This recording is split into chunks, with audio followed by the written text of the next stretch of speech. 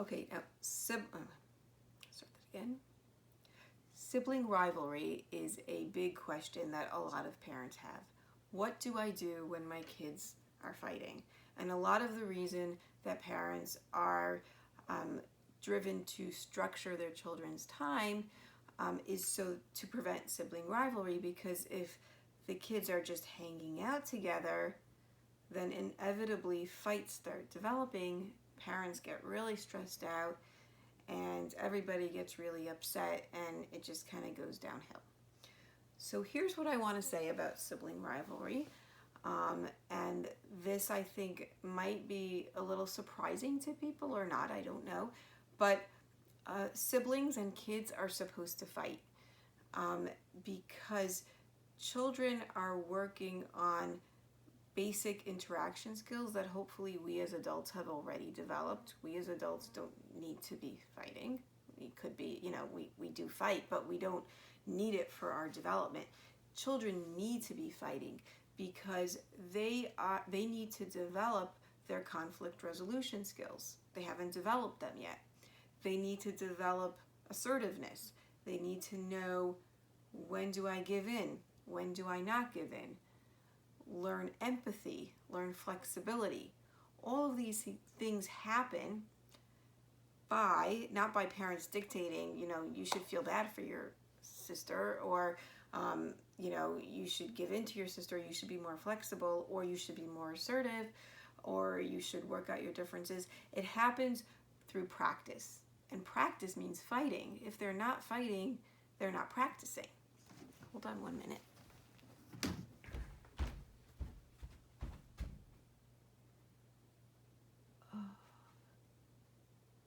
Do it? Did I turn it on? Yes. Okay.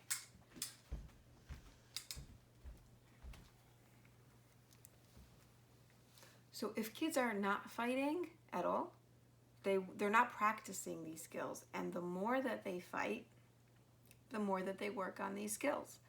So really, parents should not look at it as a failure or something bad if they see their kids fighting. But kids need, in order for the fighting to be something useful and helpful to the development of the children, a lot of the time, especially as they're learning these skills, they're going to need the adults to be really involved. But adults are going to be involved not in a way of solving the problem for the children, not in a way of letting the children know who's right, who's wrong, who needs to say sorry, who needs to be praised for giving in. That's not the role of adults, because if you do that, you take away all of the work that the children should be doing in learning how to resolve conflicts and learning, when do I feel I should be assertive? When do I feel I should be giving in? What does empathy feel like? What does flexibility feel like? When all of those things are dictated by adults, they're not really happening for the child. So here again is where it's not the outcome that matters, it's the process of engaging in a conflict with a sibling and learning from that conflict happens when a parent is sitting with the children involved. So let's just take an example of two children, Moshe and David, who are fighting over a toy. And the parent comes in not angry, not frustrated, not annoyed, but just saying, well, here's an opportunity for me to help my children with their conflict resolution skills. This is what should be happening. Of course, they're fighting over a toy. Children need to do that. Now I'm going to show them, now I'm going to help them. I'm not going to show them how to do it, but I'm going to help them. How? By keeping everybody calm and listening to each other. That's it. That's the entire role of parents. So similar to pretend play, where your role is not to take over, in conflict resolution, your role is not to take over.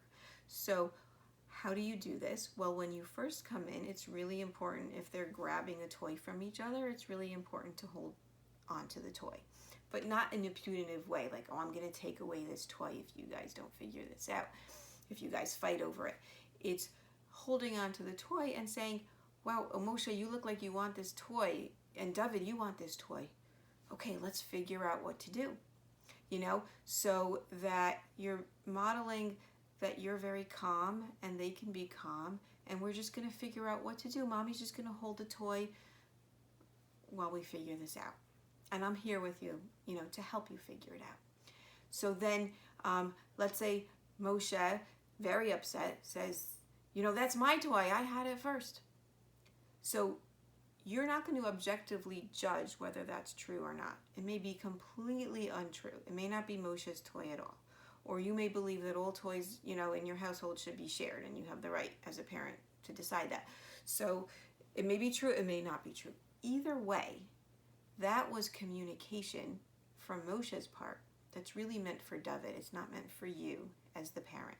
So you as the parent, you're going to reflect that communication to David without any judgments, without any decision of who's objectively wrong or right. Because remember that it's the process that matters here. It's not the objective judgment of who's right or wrong. It's not a courtroom. It's a teaching, it's a learning experience. So you would say to David, Moshe said that it's his toy and he had it first. You're not telling David that you agree with Moshe or disagree. You're just telling David what Moshe said, because you eventually want to get to the point where your kids are able to have these conversations on their own. And they can't do that if there's a third person in the conversation. So you actually don't want yourself in the conversation. But you need to be there to keep them listening to each other. And the way that you do that is to reflect what they said to the other child so the other child can hear it. Because left to their own devices, they're just going to be yelling over each other and then start hitting each other, most likely. But with you there, nobody's hopefully going to be hitting each other, because they're going to be seeing that they're each getting a chance to say what they think and feel. Because when you say to David, Moshe said that it's his toy and he had it first, David's going to say, nuh-uh, I had it first. And you're going to say, Moshe, David said he actually had it first. Now it's going to feel to you like, now what, but Moshe's going to have a response. Either it's going to be the same response, I had it first, or maybe he's going to say the reason he thinks he had it first, I had it first because I was playing in this room and you were, whatever he says, you're going to then say to David. Then whatever David says, you're going to then say to Moshe. And this is going to be a long process. So please be prepared for it. Hopefully, during this time of no structure, you have the time, some of the time, to do this. You don't need to do it every single time your kids get into an argument. If you're cooking dinner and you can't do it right now, you could take the toy away in, not a punitive way, and just say, right now you guys are fighting. I need to be cooking dinner. I can't help you right now. We're going to work this out later. Just as an example.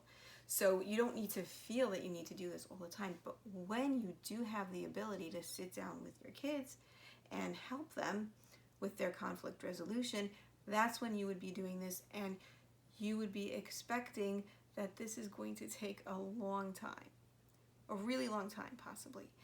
And the outcome doesn't matter. It doesn't matter if it gets, you're having this conversation, it's going back and forth, and you get to supper time and there's no time left to play with the toy actually, because it's time to put the toy away and go to supper. That's fine, because it was the process that was important to your children. And you can say to your children, okay, we'll continue this tomorrow. It's the process that's important to your children, the process of what are they learning during that time, during that conversation. They're learning how to have a conversation without resorting to fists or yelling about an issue with another person on which they disagree. That's a very important skill. It's a skill that a lot of adults don't have. And the more that you help your children do that, the better they're going to get at it. And just think how well that's going to serve them in their lives, in their family lives, in their work lives, with their friendships, in every possible situation. So that's the first thing they're learning. They're also really working on their emotional regulation during this time, because you're helping them stay calm, but they're staying calm. And even though if you weren't there, they would be resorting to fists and yelling, they're learning how, they may be yelling a little bit, they may be raising their voice, but with your calm voice reflecting back and forth to each child, they're helping themselves go from upset to calm. And that's what self-regulation is, or we like to call it co-regulation. It's happening with the adult and the child together. So they're learning how to stay calm. Frustration tolerance. It's so frustrating. I think I had it first, and to the child, if what true or not, that's what they may believe. And you're telling, and I just want to play with this toy right now, and I have to wait and wait and wait while you tell me this, and then I try to tell you that, and you're trying to convince me, and I'm trying to convince you, and it's so frustrating. And we probably all know adults who have a lot of difficulty taking part in those kinds of conversations, which can be frustrating, and just get angry or lose their temper. But if a kid learns how to do that when they're young, when they have those conflicts with their siblings, and an adult is there to help them stay calm and help them learn how to have those long conversations, then they're learning so much from that interaction that the outcome doesn't matter. So don't be focused, and this is just true for all of the things that you're going to be trying to do to help your children during this opportunity of no structure. Don't be focused on the product. Be focused on the process. Say to yourself, well, we just had a 40-minute session of kids tolerating frustration, talking to each other when they're angry without using fists, trying to reason with each other, thinking creatively, negotiating, coming up with reasons that I'm right and you're wrong, which is good thinking skills, logical thinking, and reasoning. And these are the skills that we want our children to develop that are really going to take them far in life, more so than their math facts.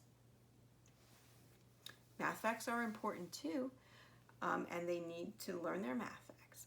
But these are skills that we have an opportunity right now to teach our children because of the difficult situation that's going on in the world. We have an opportunity to do something. There's a silver lining here. We have an opportunity to do something for our children that we normally just don't have the time to do. Okay, I'll stop there.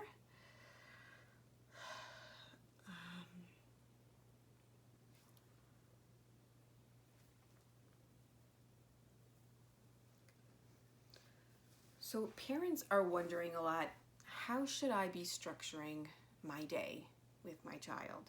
Should I have a time that they wake up and then they get dressed and then, they eat breakfast at such and such a time, and then, they have reading time, and then they have playtime, and then they have exercise time?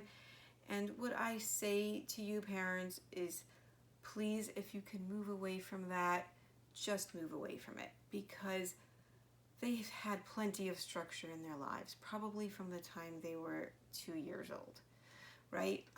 When we first sent them to school.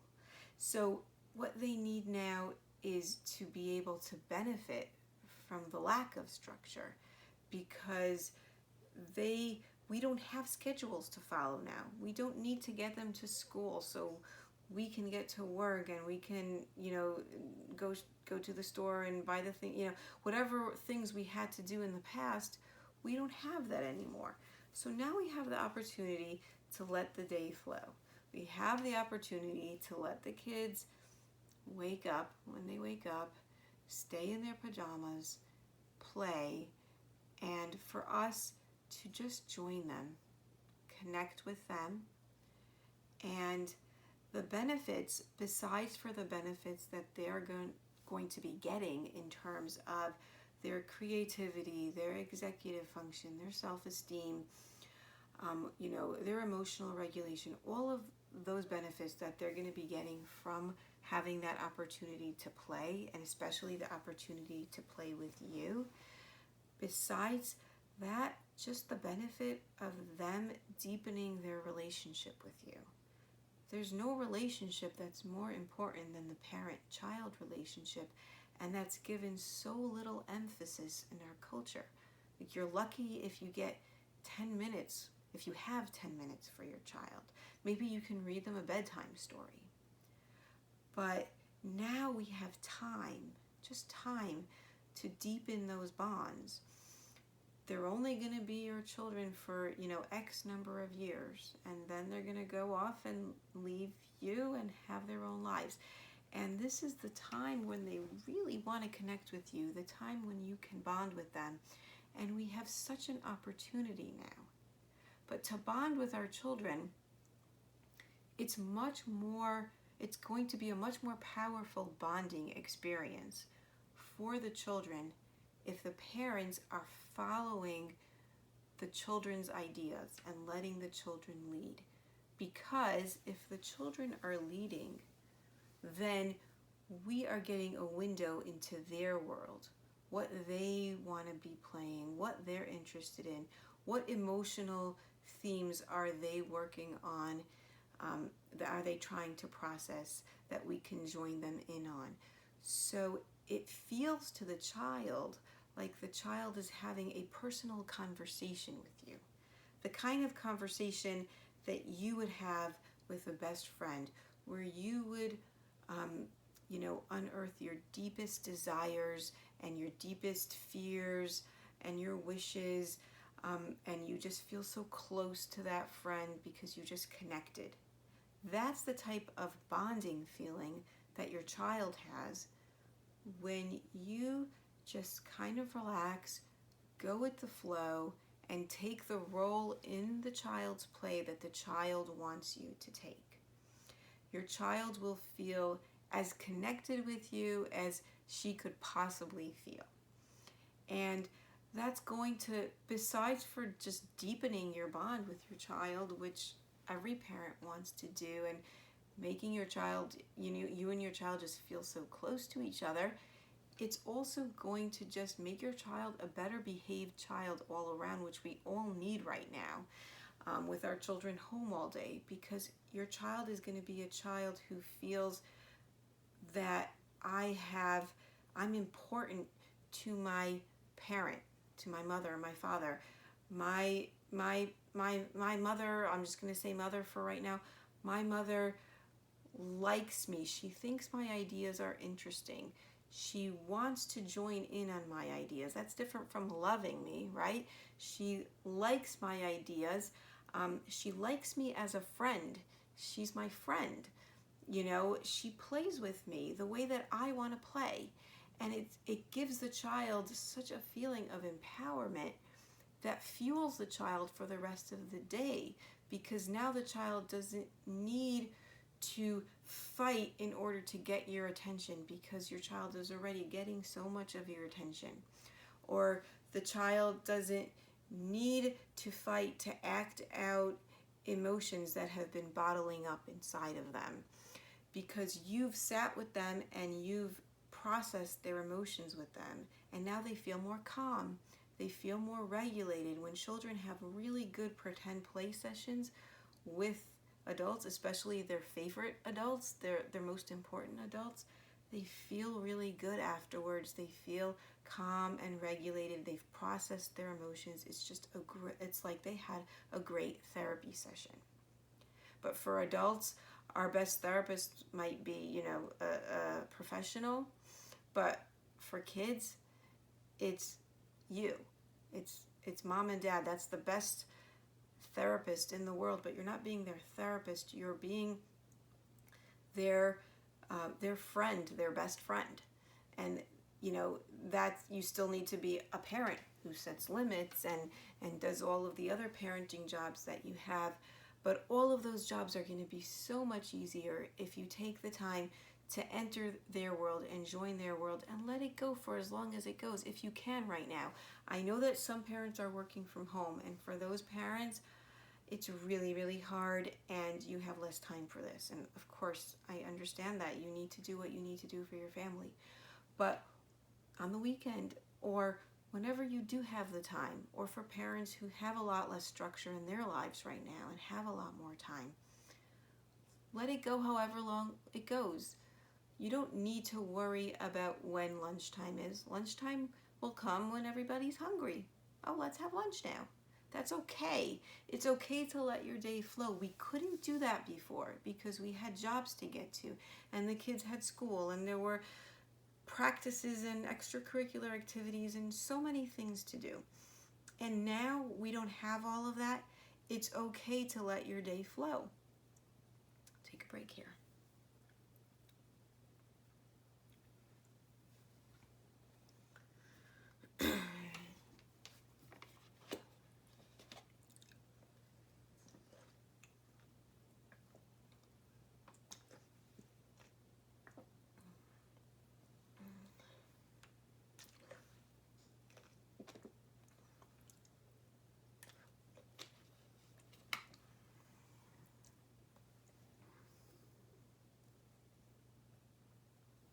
Now, a lot of what parents may be seeing at home now during this time is kids being maybe more emotional than usual, maybe acting up more than usual, because they're out of their routines, and also because it's a scary time. Adults are panicking. There's all this talk of illness in the air.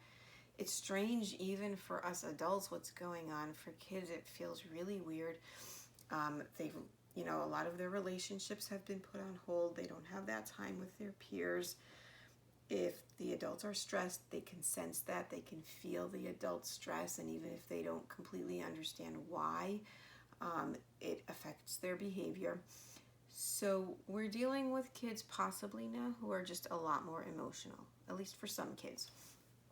And how to deal with that may be a little bit counterintuitive, because we need to see the moments where our kids are being emotional as opportunities to help them go from upset to calm. That's something we call co-regulation. A lot of people know the term self-regulation, which is the assumption that the kid is going to use a tool to calm themselves. Like you teach the child, you take a deep breath, or punch a pillow, or take a walk, take a sip of water. There's all sorts of tools that children are given. The problem with that is that really the best way for people to get calm, we are very social as people, we get calm through relationships, or interrelating with others. So when you're really upset, you call your best friend, you talk it out. By the end of that conversation, you're just feeling so much better. So kids are the same.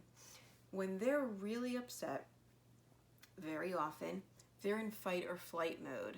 The primitive part of their brain that's reacting to danger. And their adrenaline is high, their heart's beating fast.